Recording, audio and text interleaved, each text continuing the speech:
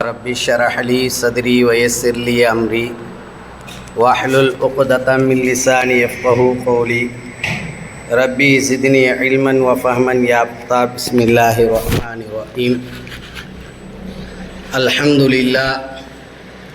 अल्हम्दुलिल्लाहि नहमदुहु व नस्तईनुहु व नस्तग़फिरुहु व नु'मिनु बिही व नतवक्कलु अलैहि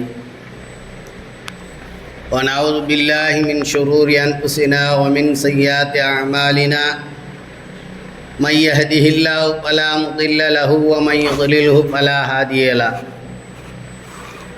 व नशहदु अन ला इलाहा इल्लल्लाहु वहदहु ला शरीक लहु व नशहदु अन्न सय्यदना व नबिyyना मौलाना मुहम्मदन अब्दुहु व रसूलुहु।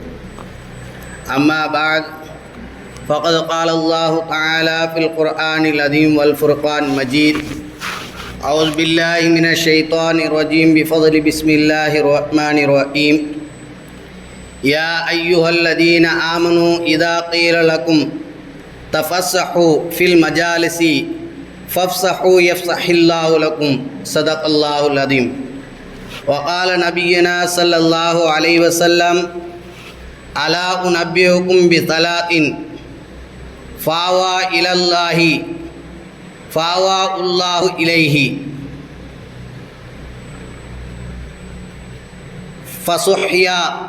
फ़सुह्याहु मिन्हु अअरज़ औ कमा क़ाल अलैहिस्सलातु वस्सलाम। अल्लाहुम्मा सल्लि अला मुहम्मदिन व अला आलि मुहम्मदिन कमा सल्लैता अला इब्राहीम व अला आलि इब्राहीम इन्नका हमीदुन मजीद। अल्लाहुम्मा बारिक अला मुहम्मदिन व अला आलि मुहम्मदिन कमा बारकता अला इब्राहीम व अला आलि इब्राहीम इन्नका हमीदुन मजीद। இந்த உலகத்தில் உள்ள அனைத்து ஜீவராசிகளையும் படைத்து பரிபாலிக்கூடிய ஏக அல்லாஹ்வுக்கே எல்லா புகழும் உரித்தாகட்டுமாக. இப்படிதான் வாழ வேண்டும், இப்படிதான் நடக்க வேண்டும், இப்படிதான் பேச வேண்டும் என்று கற்றுக் கொடுத்த நம்முடைய நாயகம் ஸல்லல்லாஹு அலைஹி வஸல்லம் அவர்களின் மீதும் அவர்களுடைய சொல்லை செயலை அப்படியே பின்பற்றி வாங்கிய சத்திய சஹாபாக்கள், தாபீன்கள், தபா தாபீன்கள், குறிப்பாக இந்த ஜும்மா தொழுகைக்கு வருகை தந்திருக்கும் நம் அனைவர்கள் மீதும் அல்லாஹ்வுடைய சாந்தியும் சமாதானமும் என்றென்றும் நிலவட்டுமாக. ஆமீன்.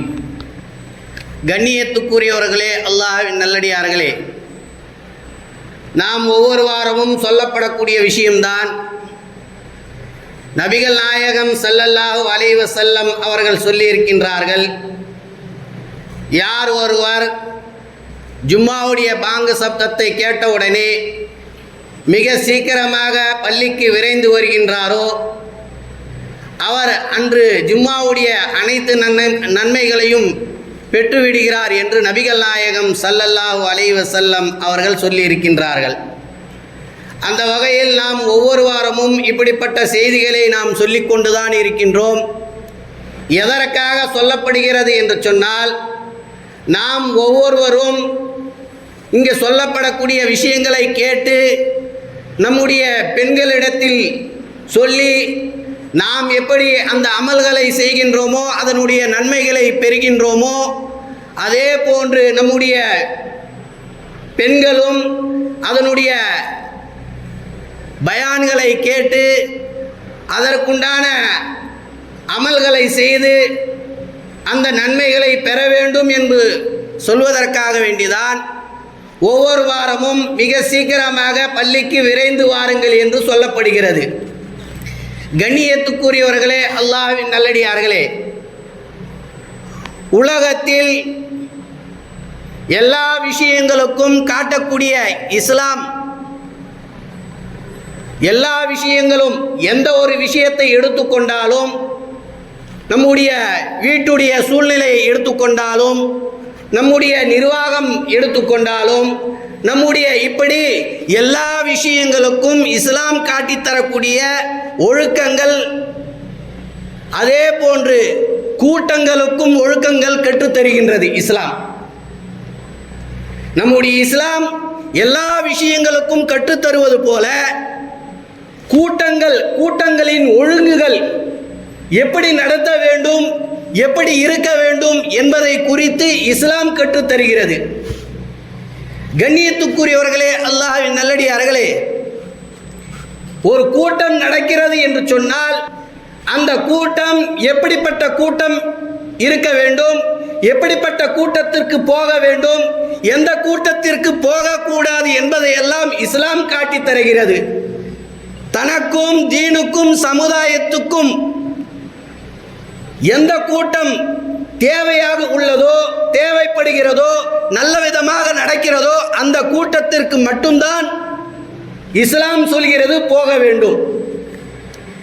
எந்த கூட்டத்தை இடைஞ்சலாக இருக்குமோ, எந்த கூட்டத்தை பிற மக்களுக்கு, பிற மனிதர்களுக்கு கஷ்டம் தருமோ அந்த கூட்டத்திற்கு போகக்கூடாது என்று இஸ்லாம் தடுக்கிறது.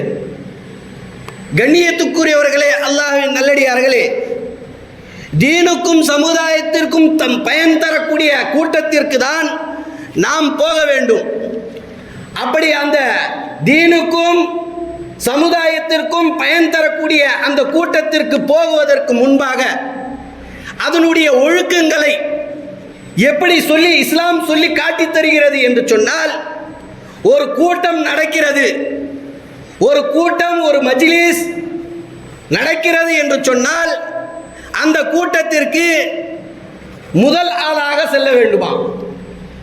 இப்போ உதாரணத்துக்கு எடுத்துக்கொண்டோம் என்று சொன்னால், நாம் ஜும்மாவுடைய தொழுகை இருக்கின்றது, இதுவும் ஒரு கூட்டம் தானே. ஜும்மாவில் நடத்தக்கூடிய இது ஒரு கூட்டம். இதே போன்றுதான் வெளியில் நடத்தப்படக்கூடிய ஒரு தீனுக்காக, சமுதாயத்திற்காக நடத்தப்படக்கூடிய அந்த கூட்டமாக இருந்தாலும் சரி, அந்த கூட்டத்திற்கு முதல் நபராக செல்ல வேண்டுமா? அப்படி முதல் நபர் சென்று அங்கு யாருக்கும் இடைஞ்சல் தராமல் அவருக்கு உண்டான இடத்தில் முதல் நபராக அமர வேண்டும். இதை நபிகள் நாயகம் ஸல்லல்லாஹு அலைஹி வஸல்லம் அவர்கள் வழிமுறை காட்டித் தருகின்றார்கள். ஒரு கூட்டம் நடக்கிறது என்று சொன்னால் அந்த கூட்டம் எப்படிப்பட்ட கூட்டமாக இருக்க வேண்டும்? தீனுக்கும் சமுதாயத்திற்கும் அடிபட்டு அதை பிறகு நன்மையாக இருக்க வேண்டும். அப்படிப்பட்ட கூட்டத்திற்கு தான் நாம் செல்ல வேண்டும். தீனுக்கும் சமுதாயத்திற்கும் தமக்கும் வேறுபட்டு இருக்குமானால் அந்த கூட்டத்திற்கு இஸ்லாம் போகக்கூடாது, இஸ்லாம் தடுக்கிறது. கண்ணியத்துக்குரியவர்களே, அல்லாஹ்வின் நல்லடியார்களே, கொஞ்ச நாளைக்கு முன்பாக, ஒரு மாதம் 2 மாதத்திற்கு முன்பாக கரூரில் நடந்தது சம்பவம் எல்லோருக்கும் தெரியும். வலைத்தளங்களில் அந்த விஷயம் எல்லாமே வந்தது, நாம் எல்லோருக்கும் தெரியும். அங்க என்ன நடந்தது? 41 உயிர் பலியானது. என்ன காரணம்? அந்த கூட்டங்கள் ஒழுங்குமுறை படைத்தவில்லை.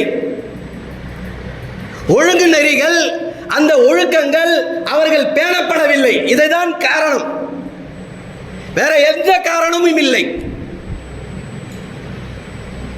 41 உயிர் பலியானதற்கு காரணம் என்ன? காரணம் என்று சொன்னால் அந்த ஒழுக்கப்பட்ட அந்த ஒழுங்குகள் இல்லை. அந்த கூட்டத்திற்கு வந்த அவர்கள் பொறுப்பாளர்கள் இதையெல்லாம் நெறிப்படுத்தவில்லை. கண்ணியத்துக்குரியவர்களே, அல்லாஹ்வின் நல்லடியார்களே, ஒரு கூட்டத்தை எந்த கூட்டத்திற்கு போக வேண்டும், எந்த கூட்டத்திற்கு போகக்கூடாது என்பதையெல்லாம் இஸ்லாம் காட்டித்தரக்கூடிய அந்த கூட்டத்தில் நம்முடைய இஸ்லாமிய பெண்கள் எவ்வளவு, நம்முடைய இஸ்லாமிய ஆண்கள் எவ்வளவு, நாம் சிந்திக்க வேண்டாமா? கண்ணியத்துக்குரியவர்களே, அல்லாஹ்வின் நல்லடியார்களே, அதைதான் அல்லாஹ் சொல்லி காட்டுவான். அப்படிப்பட்ட அந்த கூட்டத்திற்கு நீங்கள் செல்லக்கூடாது, அந்த போகவும் கூடாது என்று சொல்லிவிட்டு சஹாபாக்களுடைய ஒரு வரலாறை சொன்னால் தெரியும். ஒரு சஹாபி அங்கு ஒரு விளையாட்டு போக்காக ஒரு விளையாட்டு நடக்கிறது. அந்த விளையாட்டுக்கு பக்கத்தில் ஒரு சஹாபி செல்கிறார். அந்த சஹாபி அந்த கூட்டத்திற்கு, அந்த விளையாட்டிற்கு பார்க்காமலே சென்று விடுகிறார். இதை பார்த்த நபிகள் நாயகம் ஸல்லல்லாஹு அலைஹி வஸல்லம் அவர்கள் அந்த சஹாபாக்கள் முன்னாடி அந்த சஹாபியை பற்றி பெருமையாக சொல்லி காட்டுகிறார். எப்படி என்று சொன்னால், இந்த சஹாபி அந்த கூட்டம் நடக்கிறது, அந்த இழிவான கூட்டம் நடக்கிறது, விளையாட்டான போக்கில் நடக்கிறது, அதை பார்க்காமலும் அதை புறக்கணித்து வந்துவிட்டார், இவர் அல்லாஹ் அவர்களுக்கு அருள் புரிவானாக என்று நபிகள் நாயகம் ஸல்லல்லாஹு அலைஹி வஸல்லம் அவர்கள் இப்படிப்பட்ட துஆ செய்கிறார்கள் என்று சொன்னால், அப்படிப்பட்ட அந்த கூட்டத்தை விட்டு நாம் விலக வேண்டும். அப்படிப்பட்ட அந்த கூட்டத்தை விட்டு நாம் விலக்கி வர வேண்டும்.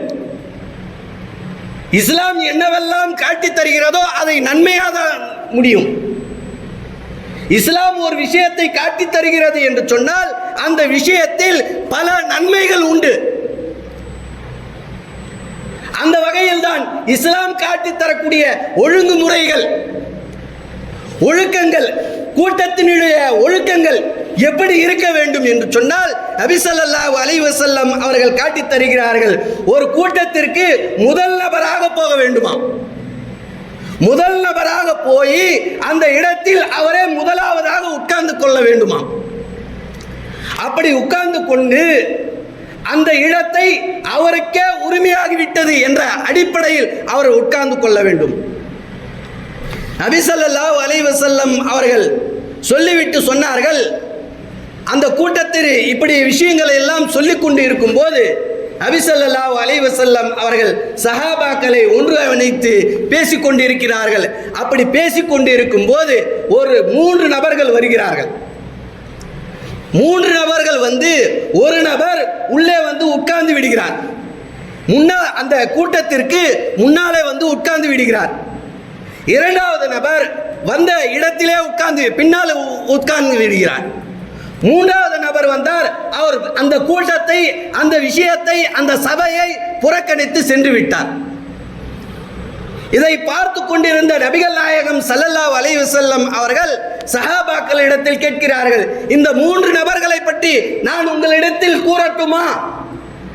நபி ஸல்லல்லாஹு அலைஹி வஸல்லம் அவர்கள் சஹாபாக்களிடத்தில் சொல்லி காட்டுகிறார்கள், அலா உநப்பியுக்கும் பிஸலாத்தின், இந்த 3 நபர்களை பற்றி, இந்த 3 நபர்கள் உள்ளே வந்தார்களே, அந்த 3 நபர்களை பற்றி உங்களிடத்தில் சொல்லி காட்டட்டுமா என்று நபி அவர்கள் கேட்கிறார்கள்.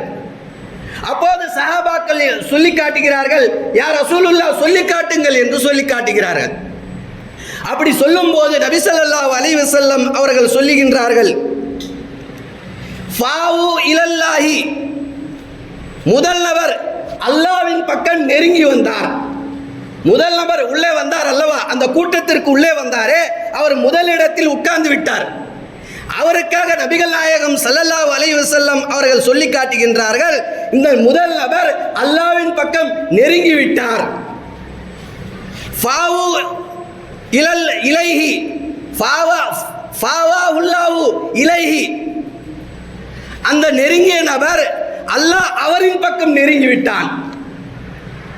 முதல் நபர் உள்ளே வந்து விட்டார், அவர் முதல் இடத்தில் உட்கார்ந்து விட்டார். அவரை பார்த்து நபி ஸல்லல்லாஹு அலைஹி வஸல்லம் அவர்கள் சொல்லுகின்றார்கள், அவர் அல்லாஹ்வின் பக்கம் நெருங்கி விட்டார், அவர் அல்லாஹ்வும் அவரின் பக்கம் நெருங்கி விட்டான் என்று நபிகள் நாயகம் ஸல்லல்லாஹு அலைஹி வஸல்லம் அவர்கள் சொல்லி காட்டுகின்றார்கள். இரண்டாவது நபரை பற்றி சொல்லி காட்டுகின்றார்கள். இந்த இரண்டாவது நபர் அவர் வெட்கப்பட்டு பின்னாடியே உட்கார்ந்து விட்டார். அவர் இரண்டாவது நபர் இரண்டாவது நபர் அவர் வெட்கப்பட்டு உட்கார்ந்து விட்டார், அல்லாஹ்வும் அவரை பார்த்து வெட்கப்பட்டு விட்டான். மூன்றாவது நபர் சொன்னார்கள் அகரல, மூன்றாவது நபர் சொன்னார், அல்லாஹ் அவர் அந்த சபையை, அந்த கூட்டத்தை புறக்கணித்து சென்று விட்டார், அல்லாஹ்வும் அவரை புறக்கணித்து விட்டான் என்று நபிகள் நாயகம் ஸல்லல்லாஹு அலைஹி வஸல்லம் அவர்கள் சொல்லி காட்டுகின்றார்கள். என்று சொன்னால் நாம் அந்த கூட்டங்களை எப்படி ஒழுங்குமுறைப்படுத்த வேண்டும், எந்த முறையில் நடத்த வேண்டும், எப்படி இருக்க வேண்டும் என்பதையெல்லாம் இஸ்லாம் காட்டி தருகிறது. இந்த ஹதீஸின் மூலமாக நபி ஸல்லல்லாஹு அலைஹி வஸல்லம் அவர்கள் சொல்வது என்ன, அல்லாஹ்வின் யார் முதலாவதாக வருகின்றாரோ அவர் அல்லாஹ்வின் பக்கம் நெருங்கிவிட்டார் என்று நபி ஸல்லல்லாஹு அலைஹி வஸல்லம் அவர்கள் காட்டித் தருகிறார்கள் என்று சொன்னால் நாம் யோசிக்க கடமைப்பட்டுள்ளோம். ஒரு கூட்டம் நடக்கிறது என்று சொன்னால் அந்த கூட்டத்திற்குண்டான வழிமுறை என்ன? ஒரு கூட்டம் நடக்கப்படுகிறது என்று சொன்னால் அந்த சபையினுடைய ஒழுங்குகள் என்ன? அதை நாம் பார்க்க வேண்டும், அதை கையாள வேண்டும். அப்படி கையாளால்தான் இந்த இஸ்லாம் சொல்லித் தரக்கூடிய அந்த விஷயங்கள் எல்லாம் நாம் பேணி முடியும். நபி ஸல்லல்லாஹு அலைஹி வஸல்லம் அவர்கள் சொல்வார்கள், ஒரு நபர் உட்கார்ந்திருக்கிறார். அதாவது ஒரு நபர் முதலாவது வந்து உட்கார்ந்து விட்டார். அவரை இடைஞ்சொலு தந்து நகர்ந்து உட்காருன்னு சொல்லி அவரை இடைஞ்சொலு பண்ணி உட்காரக்கூடாதாம். அப்படி உட்கார்ந்தார் என்று சொன்னால் அவரை சிரமப்படுத்த அந்த குற்றவாளியை கூண்டில் நீ ஏற்றப்படுவாய் என்று நபி ஸல்லல்லாஹு அலைஹி வஸல்லம் அவர்கள் சொல்லி காட்டுகிறார்கள் என்று சொன்னால் நாம் யோசிக்க கடமைப்பட்டுள்ளோம். நபி ஸல்லல்லாஹு அலைஹி வஸல்லம் அவர்கள் சொல்லி காட்டுகின்றார்கள். இன்னும் சொன்னார்கள், பின்னால் வந்த ஒரு நபர்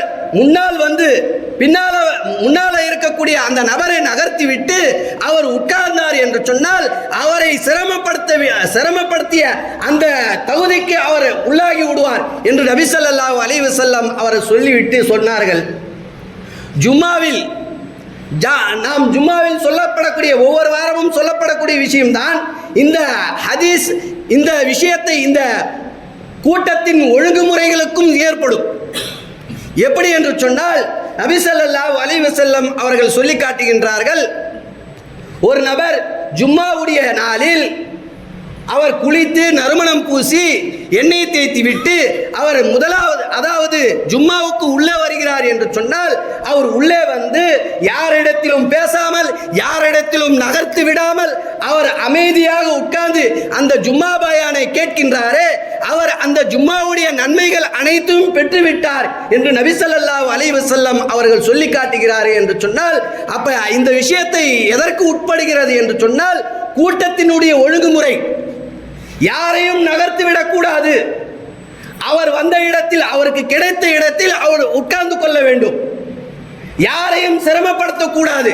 அப்படி சிரமப்படுத்துவார் என்று சொன்னால் அந்த சிரமத்திற்கு உண்டான அந்த ஆளாகி போய் விடுவார் என்று நபி ஸல்லல்லாஹு அலைஹி வஸல்லம் அவர்கள் சொல்லி காட்டுகிறார் என்று சொன்னால் நாம் யோசிக்க கடமைப்பட்டுள்ளோம்.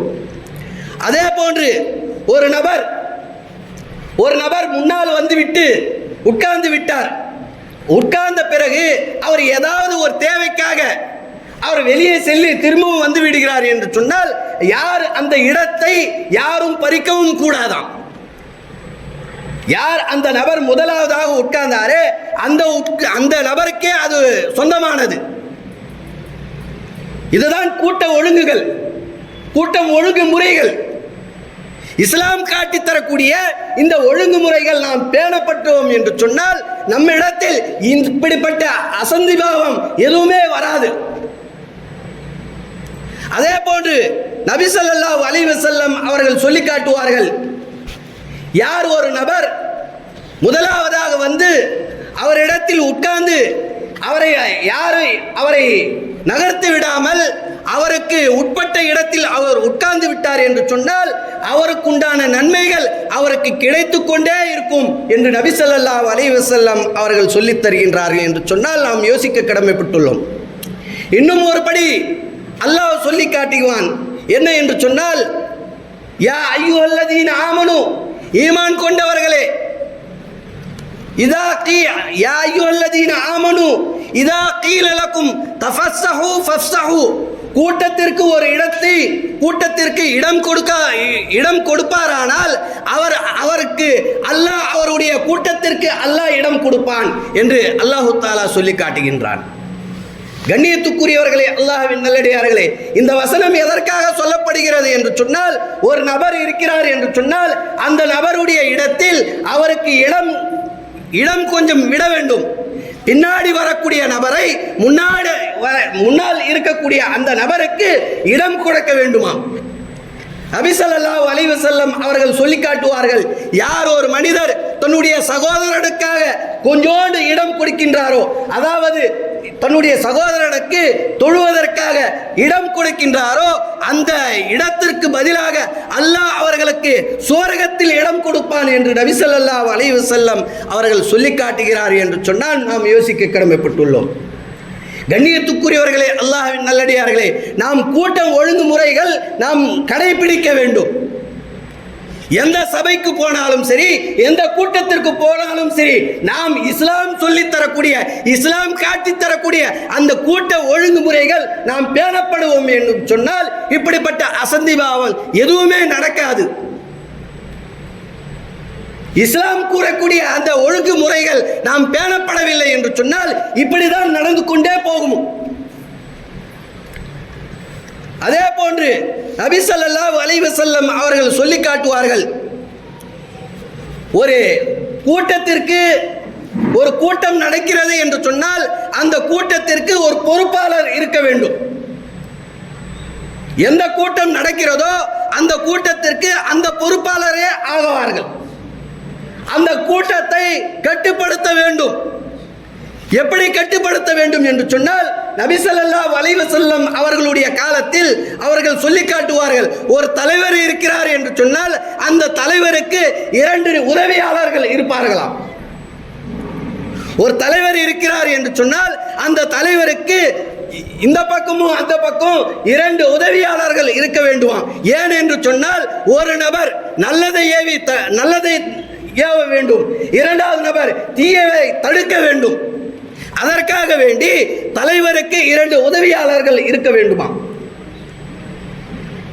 அப்ப அந்த பொறுப்பாளர்களுக்கு 2 உதவியாளர்கள் இருந்திருந்தால் அப்படிப்பட்ட அந்த அசந்திபாவம் எதுவுமே நடந்திருக்காது. ஒரு கூட்டத்தை நடத்துகிறோம் என்று சொன்னால் அந்த கூட்டத்திற்குண்டான உபகரணங்கள், மக்கள் திரண்டு வருவார்கள், மக்கள் அதிகமாக வருவார்கள். அந்த மக்களுக்கு உபகரணங்கள், தீய விஷயங்கள் எதுவும் ஏற்படக்கூடாது, உபகரணங்கள் அவர்களுக்கு ஏற்படுத்த வேண்டும். இதையெல்லாம் அந்த பொறுப்பாளர்களுடைய விஷயம்.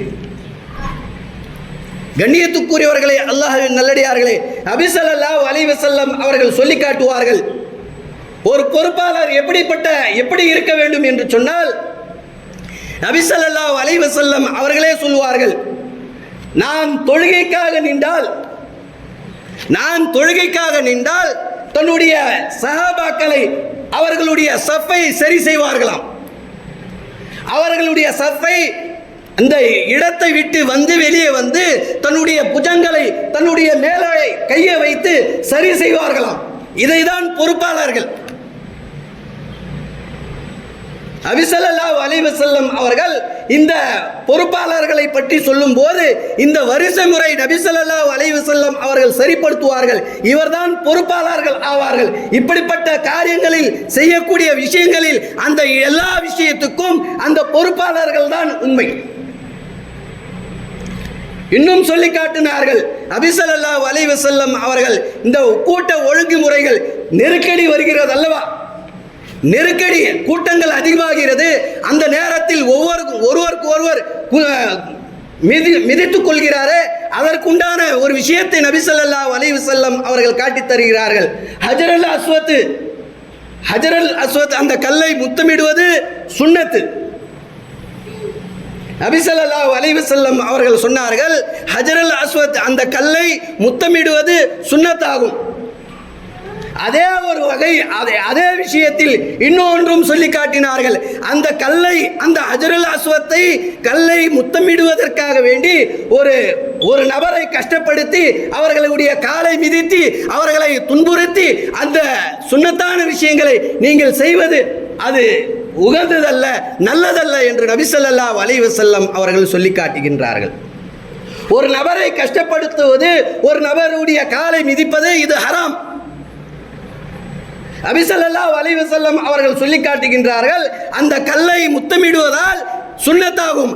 அந்த சுன்னத்தை நீங்கள் நிறைவு செய்வதற்காக வேண்டி இப்படிப்பட்ட இந்த ஹராமை செய்துவிட்டு அந்த சுன்னத்தை நீங்கள் நிறைவேற்ற கூடாது என்று நபி ஸல்லல்லாஹு அலைஹி வஸல்லம் அவர்கள் சொல்லி காட்டுகிறார்கள் என்று சொன்னால் நாம் அந்த கூட்ட நெறிகளை நாம் முறையாக கையாள வேண்டும். அதே போன்று நபி ஸல்லல்லாஹு அலைஹி வஸல்லம் அவர்கள் சொல்லி காட்டினார்கள், அந்த பொறுப்பாளர்களுடைய அவர்களுடைய விஷயத்தில் இன்னொரு விஷயத்தை காட்டினார்கள். ஒரு ஹிஜ்ரி 654வது ஆண்டு மக்காவில் மஸ்ஜிது நபவியில் ஒரு தீயை ஏற்படுத்தியது.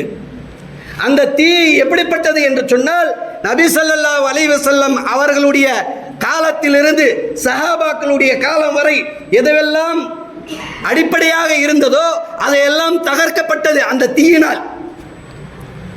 அந்த தீயினால் அவர்களுடைய விஷயங்கள் எல்லாத்தையும் தகர்க்கப்பட்டது. அப்படி தகர்க்கப்பட்ட அந்த நேரத்தில் எப்படி அதை தகர்க்கப்பட்டது என்று சொன்னால், அந்த மஸ்ஜிது நபவியில் ஒரு உதவியாளர், அதாவது விளக்கை ஏற்றி வைக்கக்கூடியவர், அந்த பந்தத்தை வைத்து அந்த விளக்கை எல்லாம் அதை விளக்கு ஏற்றுவார். அப்படி விளக்கு ஏற்றும் போது அவர் மறந்து வந்துவிட்டார். அந்த மறந்ததின் காரணமாக அந்த விளக்கு தீயா பிடித்து அந்த மஸ்ஜிது நபவி மேலையிலிருந்து ஃபுல்லாக கரைந்து கீழே விழுந்து விட்டது.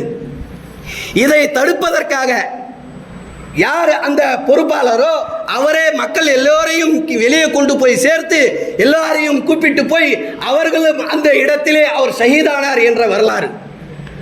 கண்ணியத்துக்குரியவர்களே, அல்லாஹ்வின் நல்லடியார்களே, இந்த விஷயத்தை எதற்காக சொல்லித் தருகிறேன் என்று சொன்னால், ஒரு பொறுப்பாளர் ஒரு கூட்டத்தை நடத்தப்படுகிறது என்று சொன்னால் அந்த கூட்டத்தில் அதாவது தவறு ஏதாவது நடக்கிறது என்று சொன்னால் அந்த தவறை பார்த்து ஓடிவிடக்கூடாது.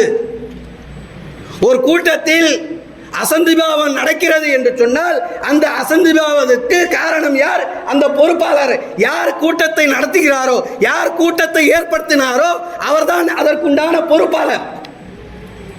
அந்த பொறுப்பை எல்லாம் அவர்தான் நிவர்த்தி செய்ய வேண்டும்.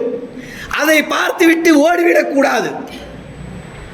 நம்முடைய இஸ்லாமுடைய சம்பவம் என்ன சொல்லி தருகிறது? தீயை ஏற்படுத்தியது. அந்த தீயில் நிறைய மக்கள் தீயானார்கள். அவர்கள் எல்லாம் வெளியேற்றி விட்டு அவரும் ஷஹீதானார். இதுதான் ஒரு உண்மையான ஆண்மகன். கண்ணியத்துக்குரியவர்களே, அல்லாஹ்வின் நல்லடியார்களே, அப்ப நாம் இஸ்லாம் சொல்லக்கூடிய அந்த ஒழுங்குமுறைகளை நாம் சொல்லக்கூடிய அந்த ஒழுங்குமுறைகளை நாம் சரியாக ஏற்படுத்துவோம் என்று சொன்னால் நாம் அதற்குண்டான நன்மைகளை பெற முடியும். நபி ஸல்லல்லாஹு அலைஹி வஸல்லம் அவர்கள் சொல்லி காட்டினார்கள் அல்லவா, ஜும்மாவுடைய தினத்தன்று யார் ஒருவர் முதலாவதாக வருகின்றாரோ அவர்களுக்கு இப்படிப்பட்ட நன்மைகள் இருக்கின்றது என்று சொல்லி காட்டினார்களே.